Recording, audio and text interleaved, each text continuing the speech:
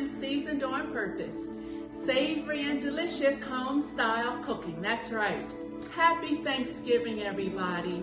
Remember 5 things. What are 5 things that you are thankful for? Get back to me, let me know what they are for you. Some of you already have, and if you have already responded, get back to me again. Give me 5 more. We have so much to be thankful for, even in the midst of all that's going on with COVID-19, just by way of a holiday like Thanksgiving anyway. It may not be the best for some of you, but I'm thankful, and I'm thankful for you. So Eggplant Parmesan, that's what's on the menu for today. Another great Thanksgiving meal. This might be out of the norm a little bit for some of you. Others of you, this might be something that you prepare all the time for Thanksgiving.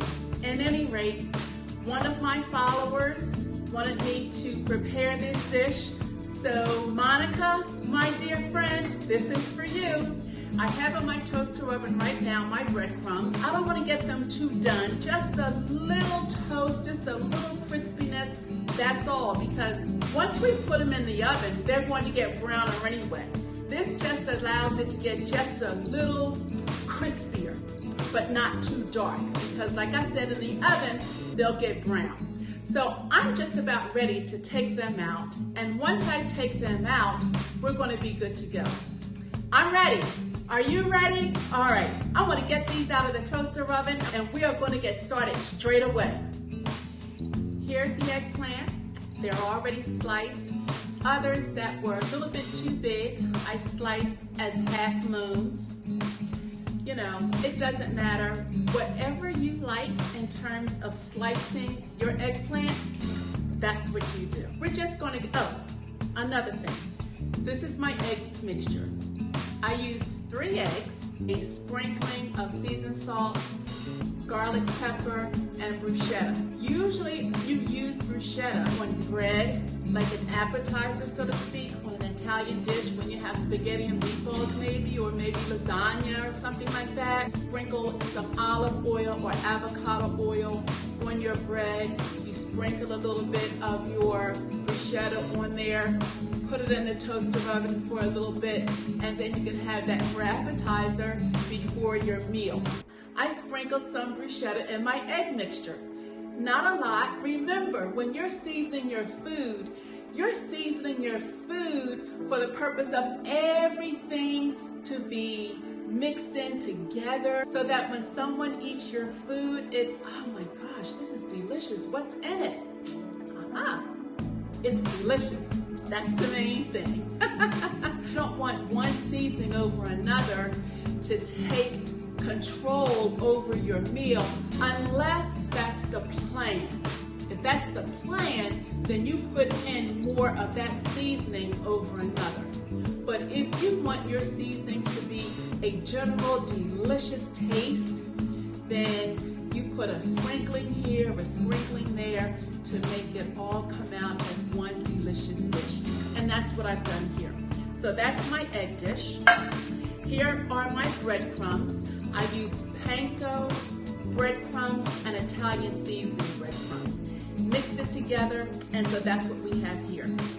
All right, so listen, we're just going to go ahead and get started. You just dip your eggplant in your egg mixture, let it drip off some. You put it in your breadcrumbs, that's it. And you flip it over once or twice. You don't want a lot, not a lot. And you just do that until you've done all of your, let that drip off. You don't want it to be dripping in. Finishing up these last few bits. Once you get down to the last few bits of eggplant that you want to bread, you might notice that your breadcrumbs are getting a little bit choppy and clumpy. Well, that's okay. That's because of the egg mixture. Don't even worry about it. Just fluff it up a little bit. If you find that some of your eggplants are not as lightly breaded as your other eggplants when you first started out, don't even worry about it, because with all of this eggplant, some that's not lightly breaded as others, you won't even know the difference. It'll just be, you won't even be able to taste the difference. It'll just be delicious. I'm ready to layer my eggplant. After you have lightly breaded your eggplant, by now you should have preheated your oven to 400. By the way, I wanted to tell you that prior to slicing my eggplant, I peeled it. If you don't want to peel it, you don't have to. Number one, it's perfectly fine if you don't peel it. Just wash it well. But if you do not peel it, then you will find that the peelings around the eggplant, once it's cooked, will be a bit hard to cut through. And that's no fun. So there you have it. All right, so what you want to have now ready are the things that you want to layer your eggplant parmesan with. I have pasta sauce. If you look back at, I think it's my very first video, there I show you how to make pasta sauce. So I have pasta sauce, some onions, chives, fresh basil, as you know, love my basil, Parmesan cheese, and provolone. Now, with the provolone, you'll see that I have some circled provolone. This, I have to tell you, is my own design. The provolone came in square, and I just wanted to make it some circle, arts and crafts, if you will.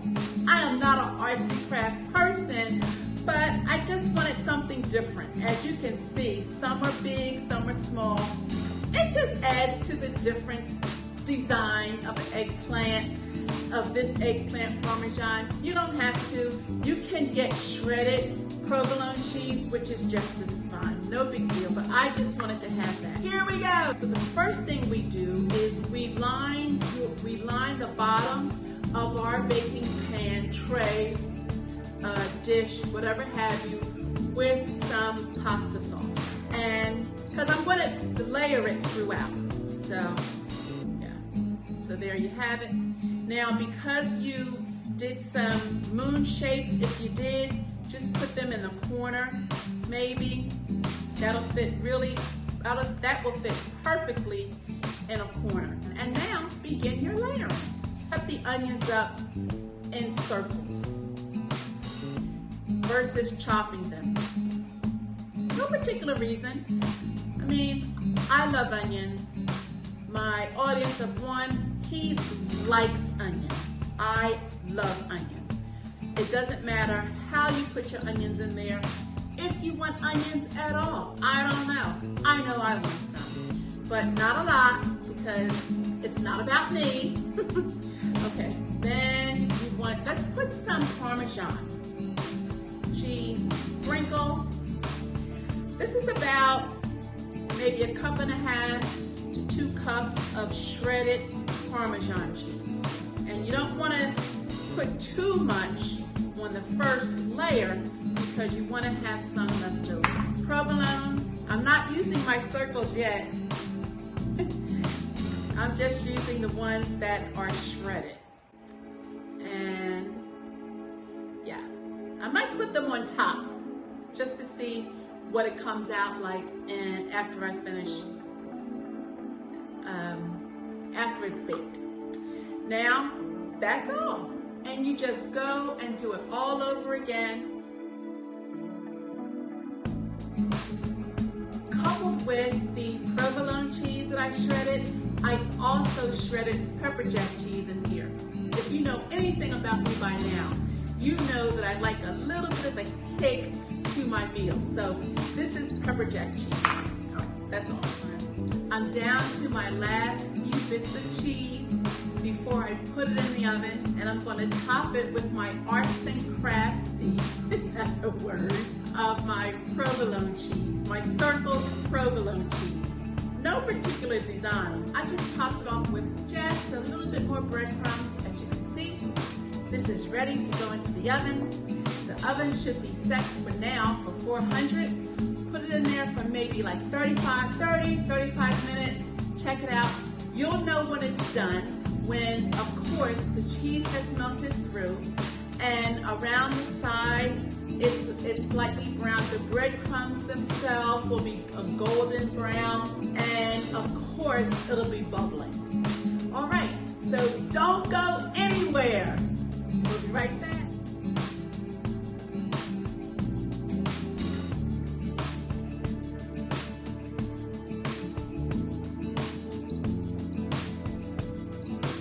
Well, that's it for today, everybody. I hope you enjoyed today's presentation on baked eggplant parmesan. It was a delight for me, and I hope it was a delight for you as well. Subscribe, like, and comment, and hit that bell because we're doing some amazing Thanksgiving dishes during this season of giving thanks. Make it your opportunity to make it a great day. Until the next time. Bye.